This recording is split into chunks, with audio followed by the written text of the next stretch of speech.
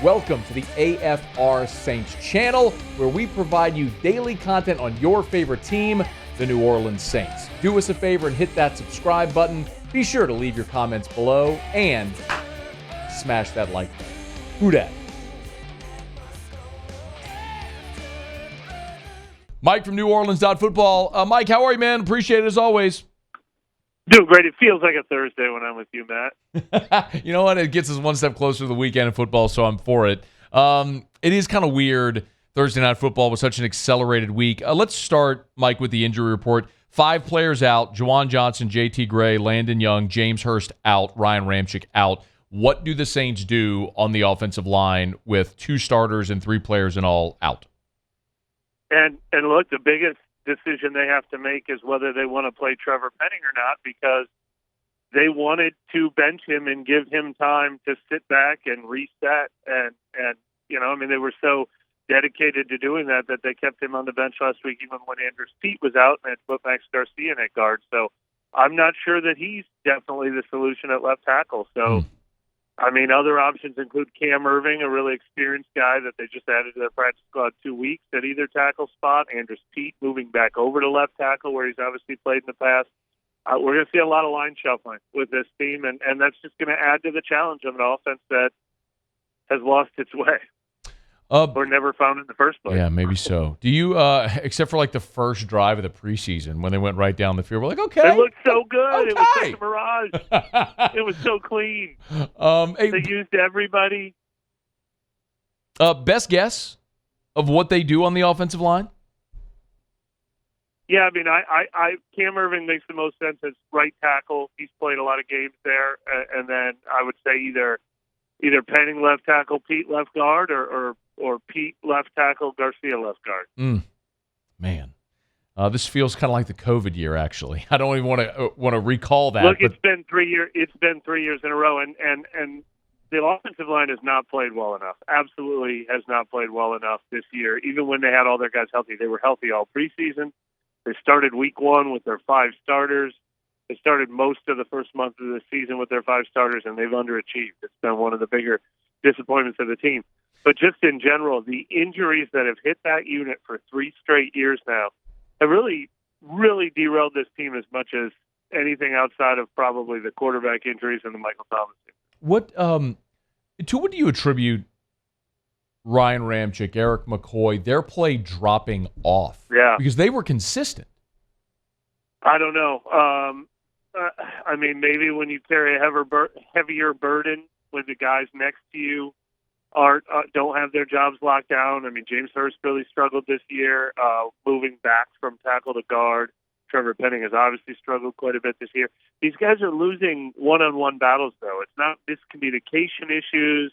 It's not these guys don't know each other well enough issues. We're just seeing Ryan Ramczyk have one of his, have more gaffes than we're used to seeing. We're definitely seeing Eric McCoy have more gaffes than we're used to seeing. I wish I could tell you what to attribute it to. Some of this stuff certainly that we're seeing with the receivers, not that it's Derek Carr's fault necessarily, but there is an adjustment growing pains issue that we are clearly seeing with a new quarterback, new style of play calling, new preferences, whatever it is, adjusting routes, and then they're not getting the adjustments. We're seeing growing pains with this offense that I didn't necessarily think we were going to see to this extreme level. Look, there's been so much talk about Pete Carmichael this week. And Mike, look, you're around the team all the time. From afar, it sounds like the players are going to bat for Pete. Is that I'll just leave it. What do you read into that? I think they are going to bat for Pete in the sense that they don't want him to be out there hanging like it's this one guy ruining everything, because they know they're all screwing up. Like we said, Eric McCoy's screwing up. Ryan Ramczyk's screwing up. Michael Thomas and Chris Olave and Rashid Shaheed all obviously ran routes that Derek Carr wasn't expecting in this game. You never know for sure if that's quarterback or player. So they're all screwing up. Carr is obviously not playing up to his potential. And so they don't want Pete to be like, it's just this one guy screwing it up. But obviously Pete Carmichael is not having either. That doesn't mean he's doing great and we're ruining it for him. I think it just means don't let him be hung out to dry by himself. If we were playing better, people wouldn't be calling him out quite to this extent.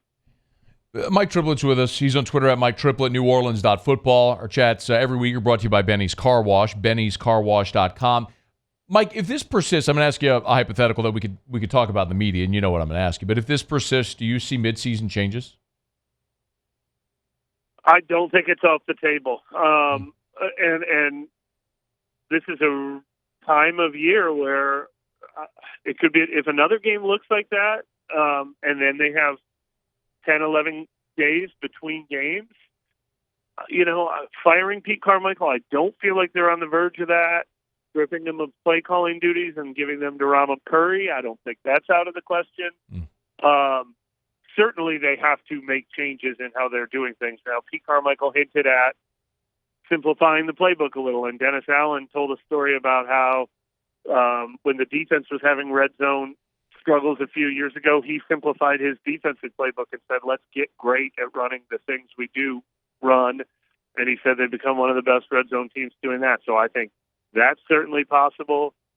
Changing the play caller is certainly possible. And firing, it's all on the table if the offense keeps looking like this. The season is slipping away because of the offensive issues. I just think it's harder to say firing one person and replacing with someone who's already in the room coming up with these game plans is the fix-all that's going to work. I think that's a lot harder to do. Look, they've missed the playoffs the last 2 years, Mike. Does this feel, for you covering the team, any different? Does this group or this year feel any different than either of the previous two? Yes, I think it feels different in the sense that they feel like they're wasting their potential more this year. I think the players' frustration that we heard is I think they feel like they have a much better team than this, and they're really disappointed that they're letting these teams they should be beating, Green Bay and Houston in particular, beat them and wasting their potential. I think the last couple of years, the team just also wasn't good enough. Once Jameis Winston got hurt and Michael Thomas got hurt and various offensive linemen got hurt, I think they realized they also just didn't have a good team. This year, I think they have the players on this team, and they're kind of squelching it. I think there's a slight difference in that vibe. Mike, let's shift a little bit to Thursday night in particular. Trevor Lawrence's status is questionable. It may be C.J. Beathard. It's obviously a very obvious question, but how much does Trevor Lawrence's either his availability or his ability limited impact Thursday? Yeah, huge. It's the best quarterback they probably have on their schedule this entire season, unless I'm forgetting somebody. And he's playing really well right now, or right before he got hurt. He got off to a little bit of a slow start this year, but he's been in a pretty good groove. So it's a huge test, and especially when you consider that until the Saints show us otherwise, you score 20 points and you beat the Saints. It's a brutal reality, but Trevor Lawrence doesn't have to come in here and score 34 to win a game. He needs to put together, 3-4 good drives. So you'd rather be facing a Bryce Young or somebody who couldn't keep, or a Ryan Tannehill, who, you were able to win games with 23 and 18 points or whatever. So facing Trevor Lawrence at his best would be a daunting challenge until the Saints prove they can keep up with another good offense. But having him limited, or obviously having him out, would be a huge boost. What do I'm assuming the Saints are going to play another close game. The line's one. It's the NFL. They're mostly all close games. What do they do with Blake Grupe right now?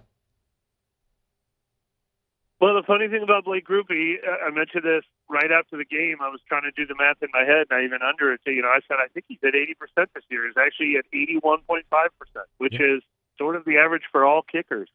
Will Lutz has only beaten that once in his whole career, I think, when he got to like 83%. Kickers are always between 80. The good kickers are between 80 and 85%. He's right between 80 and 85%. They feel like huge ones, but, and it is true, obviously, one was a chance to be a game winner against Green Bay, and he failed on that one. But unfortunately, they all feel really important this year. Outside of the New England game, every kick he's kicked has had the weight of the game on his shoulders. Every time he kicks, they need those 3 points desperately. So I mean, are you going to go out and find someone who's going to make more than 82% of their kicks? No. So, it depends on if they see him looking more inconsistent in practice, having, mental issues and being in a real slump, or if he's just going to miss 2 out of every 10. And if he's going to miss 2 out of every 10, I guess you have to live with it. You just would have been nice if he made that one in Green Bay or made the 2 in Houston when they needed him so bad. But of course, he makes the 50-yarders in New England in a route. Yeah. I mean, it's like that's the thing, though, right? I mean, his percentage is great, but the pressure kicks he's had this year, he's missed, and that's. But I would say he's made 13 kicks this year, and I'd say about 10 of them were pressure kicks. I mean, they beat the Titans by 1 point. They beat the Panthers by 6 points. So these other games, the ones he made in Houston, felt like they had the pressure of the world on him. He made one of 50 plus and 48 or whatever it was. So he's making pressure kicks too, but every time he misses one, it feels incredibly costly because this team can never afford to sacrifice 3 points. Yeah, Mike. Last thing, how does this? How are things around the organization right now? Just given the state of where things are. I mean, they're 3-3, but it feels so much worse. I know. Well, I think it feels horrible because the Green Bay and the Houston games feel like games you wish you could get over so bad because those are games you should win if you could just be, slightly above average on offense in those 2 games. And they couldn't quite hit that standard. So those felt like such wasted, lost opportunities. But 3-3 itself, when you played 4 of your first 6 games on the road, it's not like the schedule actually gets tougher. So they haven't squelched the opportunity to run away with this division. I mean, if they come out and they beat Atlanta twice later this season and they beat Tampa Bay the next time they play them, they could absolutely run away with this division. They just need to show that they can actually meet this potential that we think they have. So I think there's still hope that it's not already lost. But if this season slips away, there's going to be major concerns. They're not going to have a better. I mean, they gave themselves the quarterback. They spent on this roster. They couldn't have a better schedule. Everything is set up for them to succeed this year. If it doesn't happen this year, it'll really be a tough position for this team to find itself in, trying to figure out where to go forward. Saints are a 1-point favorite at the Dome on Thursday Night Football. Of course, you can get all the content at neworleans.football, neworleans.football. He's on Twitter at Mike Triplett, with us every Thursday, but this week on Wednesday, courtesy of our friends at Benny's Car Wash. Mike, we always appreciate it, man. Thanks so much. Enjoy the game tomorrow, man. All right, thanks for having me. Hey, thanks so much for watching. Please leave your comments. I love to interact, and be sure to hit the red subscribe button below.